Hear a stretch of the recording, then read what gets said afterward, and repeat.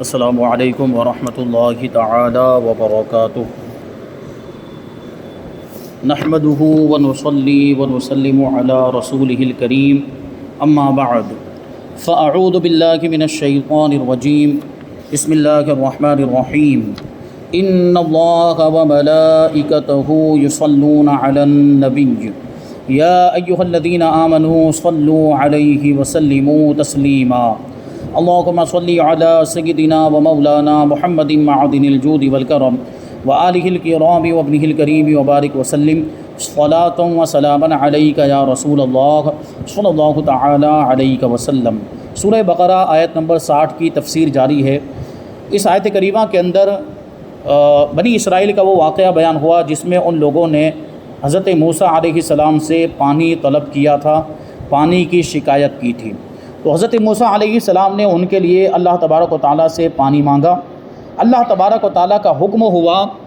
اور اللہ کے حکم سے آپ نے پتھر پر اپنی لاٹھی ماری تو اس سے 12 چشمے جاری ہو گئے، کیونکہ بنی اسرائیل کے 12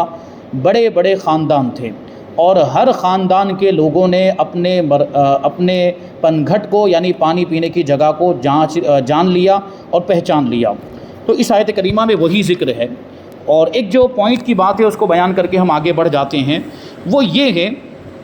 کہ اللہ تبارک و تعالی اپنی نعمتیں عطا فرماتا ہے تو انبیاء کرام کے ذریعے سے عطا فرماتا ہے۔ یہاں پر آپ دیکھیں کہ بنی اسرائیل کو پانی ملا تو ڈائریکٹ نہیں ملا، بلکہ حضرت موسیٰ علیہ السلام کے واسطے اور وسیلے سے ملا، اور بغیر واسطے اور وسیلے کے اللہ تبارک و تعالی کسی کو کچھ نہیں دیتا۔ وہ قادر مطلق ہے، وہ چاہے تو بغیر واسطے اور وسیلے کے بھی عطا فرمائے، اگر وہ چاہتا تو پتھر سے بغیر عصا مارے ہی پانی عطا فرما دیتا، مگر ایسا نہیں کیا، بلکہ حضرت موسیٰ علیہ السلام کا واسطہ درمیان میں رکھا کہ وہ عصا ماریں تب بنی اسرائیلیوں کو پانی ملے گا، تاکہ ان کی عظمت لوگوں کے دلوں میں قائم ہو جائے کہ حضرت موسیٰ علیہ السلام کا مقام و مرتبہ اللہ تبارک و تعالیٰ کی بارگاہ میں کتنا بلند و بالا ہے، یہ لوگوں کو پتہ چل جائے، اور اس سے یہ سمجھ میں آ جائے کہ دنیا کی طرح آخرت کی نعمتیں بھی انہی حضرات کی نظر کرم سے ملیں گی۔ یعنی جس طرح دنیا کی نعمتیں مل رہی ہیں انبیاء کرام کے واسطے اور وسیلے سے، اسی طرح آخرت کی یعنی جنت کی نعمتیں بھی انبیاء کرام کے واسطے اور وسیلے سے ملیں گی۔ دیکھو حضرت ایوب علیہ السلام کو جب شفا دینی ہوئی، حضرت ایوب علیہ السلام کو ایک آزمائش میں مبتلا کیا گیا تھا، اس آزمائش سے جب اللہ تبارک و تعالیٰ نے ان کو نکالا تو ڈائریکٹ شفا نہیں دے دی۔ اللہ تبارک و تعالیٰ چاہتا تو ڈائریکٹ ان کی بیماری دور ہو جاتی، لیکن اللہ تعالیٰ نے ان سے فرمایا کہ ارکض برجلک ھذا مغتسل، کہ اپنے پاؤں کو رگڑو جس سے چشمہ نکلے گا، اور اس سے وہ پانی جو نکلے زمین سے اسی سے غسل کرنا ہے، اور غسل کریں گے تو آپ کی بیماری دور ہو جائے گی۔ تو اس پانی کو واسطہ، وسیلہ اور ذریعہ بنایا گیا، فرمایا اسے پیو بھی اور اس سے نہاؤ بھی۔ جب حضرت یعقوب علیہ السلام کی آنکھیں منور کرنا ہوئی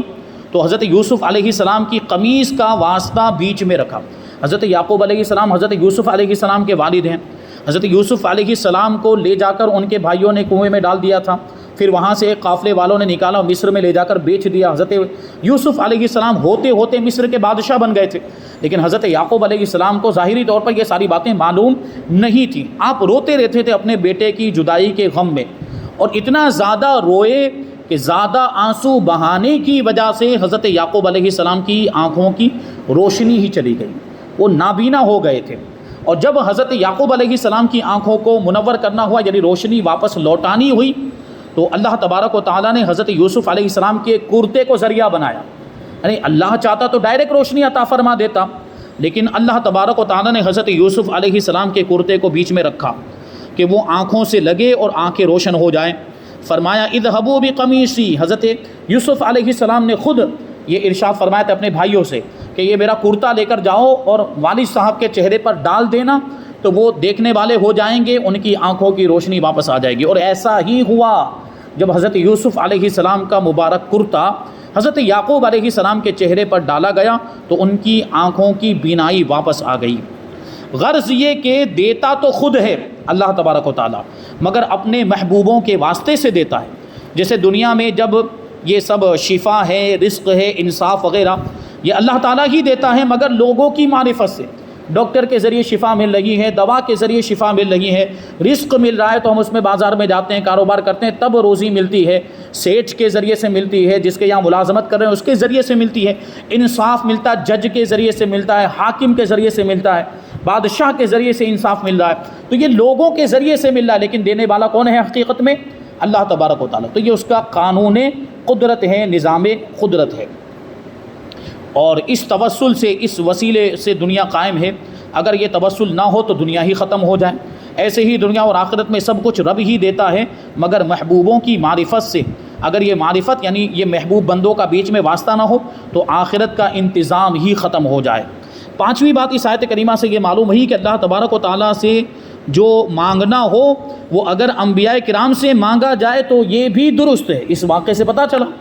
کیونکہ بنی اسرائیل ہر موقع پر حضرت موسیٰ علیہ السلام ہی سے شکایت کیا کرتے تھے، اور آپ یہ نہیں فرماتے تھے کہ تم مشرک ہو گئے، میرے پاس کیوں آئے مانگنے کے لیے، ڈائریکٹ اللہ سے مانگنا چاہیے تھا۔ نہیں، حضرت موسیٰ علیہ السلام نے ایسا نہیں فرمایا۔ اس کا مطلب یہ ہے کہ نبی سے مانگنا شرک نہیں ہے، ڈائریکٹ نبی سے بھی مانگا جا سکتا ہے۔ اور یہ حضرت موسیٰ علیہ السلام یہ نہیں فرماتے تھے کہ تم مشرک ہو گئے، تم نے رب کو چھوڑ کر مجھ سے کیوں شکایت کی، بلکہ آپ ان کی حاجت روائی فرماتے تھے۔ یہی طریقہ صحابہ کرام کا تھا کہ ہر دکھ درد میں نبی پاک صلی اللہ علیہ وسلم کی بارگاہ میں حاضر ہو جایا کرتے تھے، اور اپنی ہر پریشانی نبی پاک صلی اللہ علیہ وسلم کی بارگاہ میں پیش کر دیا کرتے تھے۔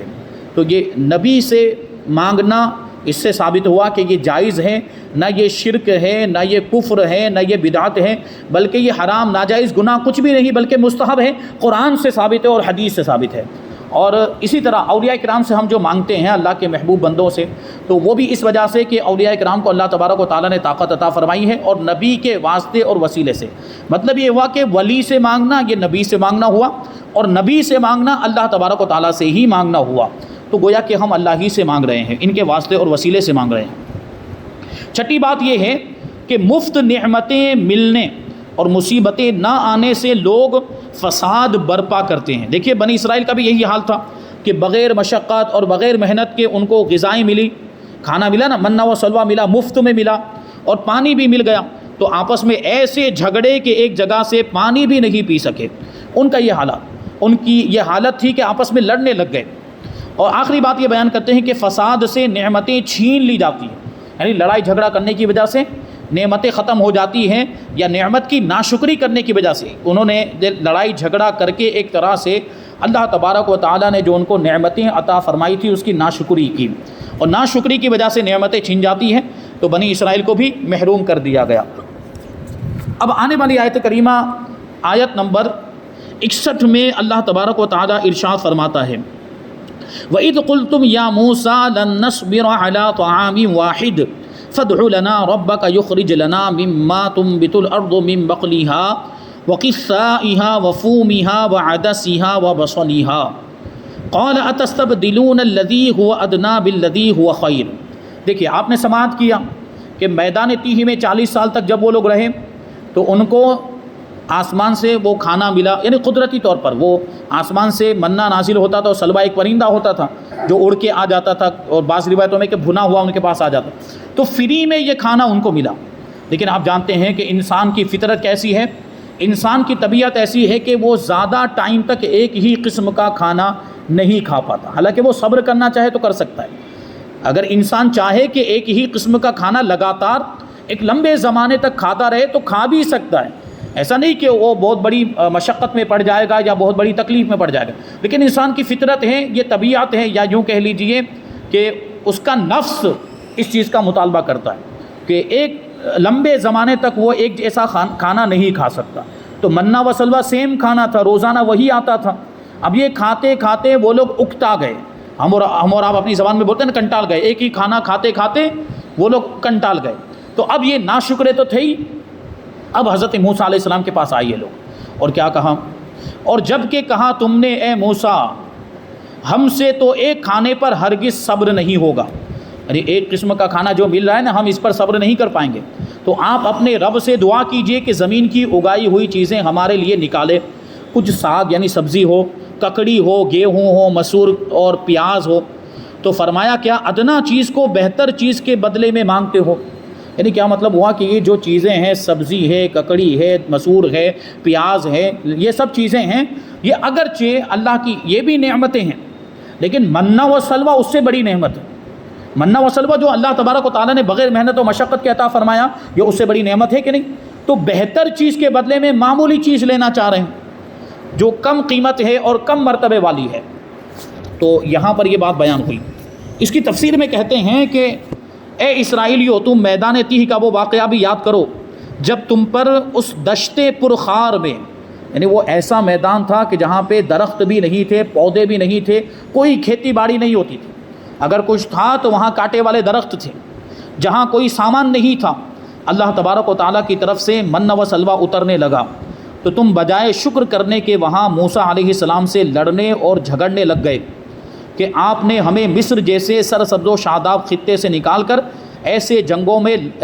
میں لا ڈالا کہ پہلے مصر میں رہتے تھے نا، مصر میں ہر چیز کی ہر طرح کی فراوانی تھی، ہر چیز کی فراوانی، سبزیاں بھی تھی، طرح طرح کے کھانے بھی ملتے تھے۔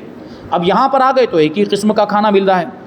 کہتے کہ جہاں منہ و سلوہ کے سوا کچھ نہیں مل رہا ہے، ہم تو مصر میں ہر قسم کی پیداوار کھاتے تھے، یہاں ایک لمبے عرصے سے ایک ہی قسم کا کھانا کھا رہے ہیں، اب ہم اس پر صبر نہیں کریں گے، اپنے رب سے عرض کرو کہ وہ ہمارے لیے اس جنگل میں ساگ پات اور ککڑی، گیہوں، مسور اور پیاز وغیرہ زمینی غذائیں بغیر مشقت کے عطا فرمائے۔ یہ ان کی دیکھیے کس طرح کی جرأت والی بات تھی کہ فری میں منہ و سلوہ مل رہے ہیں، اس پر صبر نہیں کر رہے ہیں اور دوسری قسم کا کھانا مانگ رہے ہیں۔ تو حضرت موسیٰ علیہ السلام نے کہا کہ ارے تم کیا غضب کر رہے ہو؟ کیا اللہ تبارک و تعالیٰ کی اعلیٰ نعمتیں چھوڑ کر ادنا لیے لیتے ہو؟ یہ جو چیزیں مانگ رہے ہو یہ ادنا ہے، یہ کمتر ہے، اس کے مقابلے میں جو منہ و سلوہ مل رہا ہے وہ اعلیٰ ہے۔ اس پر اگر تم کو ہلاک کر دیا جاتا تو کچھ بعید نہ تھا، مگر اللہ تبارک و تعالیٰ نے درگزر فرمایا اور عذاب نہیں بھیجا، چونکہ یہ بھی ایک طرح کی ناشکری تھی۔ اگر اللہ تبارک و تعالیٰ اس پر انہیں ہلاک کر دیتا، کوئی عذاب آ جاتا، تو یہ کوئی ناممکن بات نہیں تھی، بلکہ یہ ان کے کیے کی یہ سزا ہوتی۔ اس آیت کریمہ سے چند باتیں معلوم ہوئی۔ پہلی بات تو یہ معلوم ہوئی کہ حرص و ہوس اور لالچ کا نتیجہ برا ہوتا ہے۔ بنی اسرائیل نے منہ و سلوہ پر صبر نہیں کیا، دیگر کھانوں کی ہوس کی، جس کی وجہ سے خرابی میں پڑے۔ حرص، ہوس اور طمع، یہ اردو میں جب لکھتے ہیں نا تو ان میں کوئی نقطہ نہیں آتا، آپ غور کریں گے، حرص میں بھی کوئی نقطہ نہیں ہے، ہوس میں بھی کوئی نقطہ نہیں ہے، اور طمع میں بھی۔ اس کا سب کا معنی ہوتا ہے لالچ، یعنی بلا وجہ کی لالچ۔ تینوں لفظ جس طرح سے نقطے سے خالی ہیں ویسے ہی فائدے سے بھی خالی ہیں، یعنی ان تینوں چیزوں میں کوئی فائدہ نہیں ہوتا۔ لالچ میں بھی کوئی فائدہ نہیں، حرص اور ہوس میں بھی کوئی فائدہ نہیں، بلکہ نقصان ہی نقصان ہے۔ دوسری بات یہ معلوم ہوئی کہ ہر چھوٹی بڑی چیز اللہ تبارک و تعالیٰ سے مانگنی چاہیے، یہ نہ خیال کیا جائے کہ اتنی بڑی بارگاہ میں معمولی چیزیں کیا مانگیں۔ بنی اسرائیل نے ککڑی، پیاز جیسی معمولی چیزیں بھی اللہ تبارک و تعالیٰ سے مانگنے کی درخواست کی۔ یہ چھوٹی چیزیں ہوتی ہیں نا، حقیر چیزیں ہوتی ہیں، ان کو بھی بنی اسرائیل نے حضرت موسیٰ علیہ السلام کے ذریعے سے اللہ تبارک و تعالیٰ سے مانگا۔ تو حضرت موسیٰ علیہ السلام نے اس سے منع نہیں فرمایا کہ اللہ سے معمولی چیزیں نہ مانگو۔ اگر کسی کے جوتے کا تسمہ بھی ٹوٹ جائے تو وہ رب ہی سے مانگے۔ جوتے کا تسمہ مطلب کیا ہوتا ہے؟ پرانے زمانے میں وہ نالین پہنی جاتی، اس میں ایک چمڑے کا تسمہ لگائے، ایک رسی ہوتی، ڈوری ہوتی تھی جس سے اس کو باندھا جاتا تھا تاکہ وہ پاؤں پر ٹھہر جائے۔ جیسے ابھی ہمارے زمانے میں جو جوتے پہنے جاتے ہیں اس میں فیتا ہوتا ہے نا، وہ لگا رہتا ہے، تو اسی طرح جوتا پرانے زمانے میں باندھنے کے لیے وہ تسمہ ہوتا تھا۔ تو اس کے بارے میں فرمایا گیا وہ کتنی معمولی چیز ہوتی ہے، ایک رسی ہے، ڈوری ہے، وہ کہیں سے بھی حاصل کی جا سکتی ہے، لیکن اس کے بارے میں بھی فرمایا کہ اگر جوتے کا تسمہ بھی ٹوٹ جائے تو وہ بھی اللہ تعالیٰ سے مانگنا چاہیے، کیونکہ یہ ہماری نیاز مندی کا اظہار ہوتا ہے کہ ہم چھوٹی سے لے کر بڑی چیز بھی اپنے رب ہی سے مانگتے ہیں، سب کچھ اللہ تعالیٰ ہی سے مانگتے ہیں، کیونکہ ہم ساری چیزوں میں اسی کے محتاج ہیں اور وہی سب کچھ عطا فرمانے والا ہے۔ جو بھی ملتا ہے اسی کی بارگاہ سے ملتا ہے، کسی کے بھی واسطے وسیلے سے ذریعے سے ملتا ہے، لیکن دینے والا تو اللہ تبارک و تعالیٰ ہی ہے۔ یہاں ایک حکایت بیان کرتے ہیں، ایک واقعہ بیان کرتے ہیں کہ مشہور ہے کہ سکندر بادشاہ، جو بہت بڑا بادشاہ گزرا ہے نا، پوری دنیا پر اس کی حکومت تھی، سکندر بادشاہ سے کسی نے 1 پیسہ مانگا، تو اس نے کہا کہ تو نے 1 پیسہ مانگ کر میری توہین کی ہے، یعنی میں اتنا بڑا بادشاہ ہوں اور اتنی چھوٹی سی چیز مجھ سے مانگ رہا ہے، یہ تو میری توہین ہو گئی، کچھ بڑا مانگ، مطلب یہ تھا۔ تو وہ کہہ رہا ہے کہ اتنے بڑے بادشاہ سے 1 پیسہ مانگ رہا ہے۔ تو سائل نے، مانگنے والے نے کہا کہ اچھا کہ 1 ملک ہی مجھے دے دے، یعنی اگر ایک پیسہ تجھے چھوٹا لگ رہا ہے تو ایک پورا ملک مجھے دے دے، پورے ملک کا مجھے بادشاہ بنا دے۔ اب سکندر کیا کہتا ہے؟ سکندر نے جواب دیا کہ یہ تو نے اپنی طاقت سے زیادہ مانگ لیا، اپنی اوقات سے زیادہ مانگے، کوئی بھیک مانگنے والا ہے، بھیکاری ہے، پورا ملک تیری اوقات کے لائق تھوڑی ہے کہ پورا ملک مانگ رہا ہے۔ تو اس پر اس سائل نے کیا جواب دیا؟ غور کرنے کی بات، اس میں بہت بڑا سبق ہے۔ تو وہ سائل اور مانگنے والا یہ کہنے لگا کہ یہ تو میرے رب ہی کی شان ہے کہ ایک پیسہ بھی اس سے مانگا جاتا ہے اور ملک بھی اسی سے مانگا جاتا ہے، اور وہ کسی بھی چیز کے مانگے جانے پر ناراض نہیں ہوتا۔ یعنی تجھ سے ایک پیسہ مانگا جب بھی تو ناراض ہو گیا، اور پورا ملک مانگا تب بھی تو ناراض ہو گیا، لیکن اللہ تبارک و تعالیٰ کی بارگاہ میں چھوٹی چیز مانگی جائے تب بھی وہ عطا فرماتا ہے، اور بڑی چیز مانگی جائے تب بھی وہ عطا فرماتا ہے، اور کسی بھی چیز کے مانگے جانے پر وہ ناراض نہیں ہوتا ہے، کیونکہ اللہ تبارک و تعالیٰ نے خود حکم دیا ہے ادعونی استجب لکم، کہ مجھ سے دعا کرو میں تمہاری دعا کو قبول کروں گا، مجھ سے مانگو میں ہی عطا کروں گا۔ تو یہاں پر یہ بات معلوم ہوئی۔ اور تیسری بات یہ معلوم ہوئی کہ بزرگوں کو چاہیے کہ جب کوئی ان سے دعا کرائے تو اس کو دعا کے متعلق نیک مشورہ دیں کہ یہ دعا نہ کراؤ، اس میں بہتری نہیں۔ یعنی اگر ایسی کوئی دعا کرانے کے لیے کوئی شخص آ گیا، کوئی عالم دین کے پاس آ گیا، امام صاحب کے پاس آ گیا، یا کوئی پیر صاحب کے پاس آ گیا، اور کوئی ایسی چیز کی دعا کرانا چاہتا ہے جو چیز اس کے لیے مناسب نہیں ہے، تو چاہیے یہ کہ پیر صاحب یا جو بزرگ ہیں وہ اس کو نصیحت کریں کہ یہ دعا تمہارے لیے بہتر نہیں ہے، تو یہ دعا نہ کراؤ، اس کی جگہ پہ کوئی اور دعا کراؤ۔ دیکھیے حضرت موسیٰ علیہ السلام نے ان کو یہی مشورہ دیا تھا کہ تم یہ جو چیز مانگنے کے لیے آؤ نا، یہ تمہارے لیے بہتر نہیں، بہتر تو منّا و سلوہ ہی ہے، اسی پر صبر کرو، اسی کو کھاؤ پیو، اور دوسری چیزوں کی تمنا نہ کرو۔ حضرت موسیٰ علیہ السلام نے ان کو مشورہ دیا تھا۔ تو ایسے ہی بزرگوں کو اگر ان کے پاس کوئی ایسی دعا کرانے کے لیے آئے جو مناسب نہیں، ان کی حالت کے اس کی حالت کے مناسب نہیں ہے، تو اس کو مشورہ دینا چاہیے۔ چوتھی بات یہ معلوم ہوئی کہ اعلیٰ اور ادنا چیزیں جمع نہیں ہوتی، اعلیٰ اور ادنا چیزیں جمع نہیں ہوتی۔ دیکھیں یہاں پر بات ہوئی نا کہ اگر یہ سبزی ہے، ککڑی ہے، مسور کی دال ہے اور پیاز وغیرہ ان کو دیا جائے گا تو اس کے بدلے میں پھر منّا و سلوہ کا سلسلہ بند ہو جائے گا، پھر منّا و سلوہ جاری نہیں رہے گا۔ مطلب یہ ہوا نا کہ یہ چیز آئے گی تو پھر وہ چیز ختم ہو جائے گی۔ یہ اعلیٰ اور ادنا جمع نہیں ہو سکتے، یعنی منّا و سلوہ اور دوسری جو چیزیں جن کا ان لوگوں نے مطالبہ کیا تھا، یہ دونوں چیزیں جمع نہیں ہو سکتی۔ جو شخص چاہے کہ وہ بھی حاصل ہو اور دنیا کمینی بھی ہاتھ سے نہ جائے، وہ دو ضدوں کو جمع کرتا ہے۔ دیکھو بنی اسرائیل نے یہ نہیں کہا تھا کہ منّا و سلوہ بند ہو جائے، بلکہ وہ تو یہ چاہتے تھے کہ یہ بھی آتا رہے اور ساگ پات بھی ملے، تو فرمایا یہ نہیں ہوگا، تبادلہ ہوگا، یعنی وہ منّا و سلوہ کے بدلے میں یہ چیزیں ملیں گی۔ اور تبادلہ اچھا نہیں ہوتا کہ پہلی والی نعمت ختم ہو جاتی اور وہ اچھی ہوتی اور اچھی نعمت چلی جائے، اس کے بدلے میں کمتر نعمت ملے، تو اس میں تو نقصان ہے، اس میں تو فائدہ نہیں ہے۔ پانچویں بات یہ معلوم ہوئی کہ دل کی ہر بات نہیں ماننی چاہیے۔ دل جو کہتا ہوں نا، اس کی ہر بات نہیں ماننی چاہیے۔ ہاں اگر دل ترقی کر چکا ہے، دل کی اصلاح کر لی گئی ہے، اور دل جو ہے وہ جو صاحب دل ہے نا، اس کا دل جو ہے پاک اور صاف ہو چکا ہے، برے خیالات نہیں آ رہے ہیں، وسوسے سارے نکال دیے گئے ہیں، تزکیہ نفس ہو چکا ہے، قلب کی صفائی ہو چکی ہے، تو پھر وہ دل جو ہوتا ہے نا، جیسے اللہ کے ولیوں کا دل ہوتا ہے، وہ کبھی بھی انہیں کسی بھی برے کام کا حکم نہیں دیتا، پھر تو وہ دل کی سنیں گے، وہ دل کی بات مانیں گے۔ لیکن عام انسانوں کے دل کی اگر ہم بات کریں تو اس میں اچھے خیالات بھی آتے ہیں، برے خیالات بھی آتے ہیں۔ دل اچھے کاموں کا بھی حکم دیتا ہے اور برے کاموں کا بھی حکم دیتا ہے، اور کبھی کسی کا دل سخت ہو گیا، یعنی بہت زیادہ گناہ کرنے کی وجہ سے دل سخت ہو گیا، تو نیکیوں کی طرف بہت ہی کم جاتا ہے، زیادہ گناہوں کی طرف جاتا ہے۔ اس لیے دل کی ہر بات نہیں ماننی چاہیے۔ بسا اوقات یہ ادنا چیز کو اعلیٰ دکھاتا ہے، یعنی دل کبھی کمتر چیز کو اور حقیر چیز کو بڑی بنا کر دکھاتا ہے، اعلیٰ بنا کر دکھاتا ہے۔ بنی اسرائیل کو ساگ پات اچھا معلوم ہوا، مگر حقیقت میں یہ ادنا تھا۔ قرآن کریم فرماتا ہے عسیٰ ان تحبوا شیئا وہو شر لکم، ہو سکتا ہے کہ تم کسی چیز کو پسند کرو جبکہ وہ تمہارے لیے بری ہو۔ اللہ تبارک و تعالیٰ تمہارے فائدے و نقصان کو تم سے زیادہ جانتا ہے۔ تم سمجھ رہے ہو کہ یہ چیز ہمارے لیے بہتر ہے، یہ ہمیں مل جائے تو اچھا ہو جائے گا، جبکہ اس چیز کا ملنا تمہارے لیے بہتر نہیں بلکہ نقصان دہ ہے، اس لیے اللہ تبارک و تعالیٰ نہیں عطا فرماتا۔ فرماتے ہیں کہ دل نادان بچہ یا بے وقوف مریض کی طرح ہوتا ہے، جو کہ رنگت اور خوشبو پر مرتا ہے، یعنی ظاہر کو دیکھتا ہے اور بسا اوقات نقصان دہ چیزوں کی خواہش کر لیتا ہے۔ بچے کا بھی تو یہی معاملہ ہوتا ہے کہ بچے کو کوئی بھی رنگین چیز نظر آئے تو وہ اس کو حاصل کرنے کی کوشش کرتا ہے، اس میں نقصان ہوگا اسے نظر نہیں آتا۔ بچہ تو کبھی آگ پر بھی لپکتا ہے، آگ جلی ہوئی اس کو تھوڑی اس کے نقصان کے بارے میں پتہ ہوتا ہے۔ اسی طرح بیمار جو ہوتا ہے نا، بیمار، اور وہ اگر بے وقوف ہو اور اس کو پتہ نہ ہو کہ یہ چیز بیماری میں نقصان دے گی، وہ اس کی خواہش کرتا ہے۔ جیسے کہ شوگر کا مریض ہے، اگر وہ بے وقوف ہے تو پھر اگر وہ شکر کھانے لگ جائے، چینی کھانے لگ جائے، اور اس کو اچھا سمجھ رہا ہے کہ یہ تو اچھی چیز ہے نا، یہ تو مٹھائی ہے، یہ تو اللہ کی نعمت ہے، اللہ کی نعمت سمجھ کے کھا رہا ہے، جبکہ وہ اس کو نقصان دے رہی ہے۔ تو ایسا ہی حال یہ دل کا ہوتا ہے کہ دل کبھی کبھی برے کاموں کا بھی حکم دیتا ہے۔ چھٹی بات اور آخری بات یہ معلوم ہوئی کہ حضرات انبیاء کرام راضی برضا ہوتے ہیں، یعنی اللہ تبارک و تعالیٰ کی رضا پر وہ راضی ہوتے ہیں۔ وہ سب کچھ ہمارے لیے مانگتے ہیں، اپنے لیے کچھ نہیں مانگتے۔ اللہ تبارک و تعالیٰ انہیں جس حالت میں رکھے اس پر وہ اپنے رب سے راضی رہتے ہیں۔ وہ جو کچھ بھی مانگتے ہیں اپنے امتیوں کے لیے مانگتے ہیں۔ دیکھو بنی اسرائیل نے عرض کیا کہ ان چیزوں کی دعا ہمارے لیے کرو، اگرچہ مقام تیہ میں حضرت موسیٰ علیہ السلام بھی منہ و سلوہ کھا رہے تھے،